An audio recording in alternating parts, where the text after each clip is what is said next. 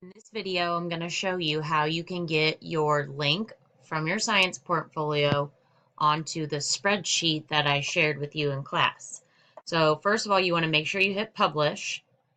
If it's the first time you're publishing it, you may have one other step where you need to type in what you want your address, your URL address to be.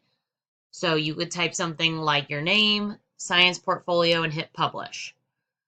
Then you go up here to this link, click that, then you need to hit copy link, and it's copied.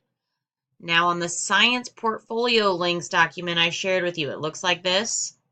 There's the different class periods down here at the bottom. So find your class period, find your name.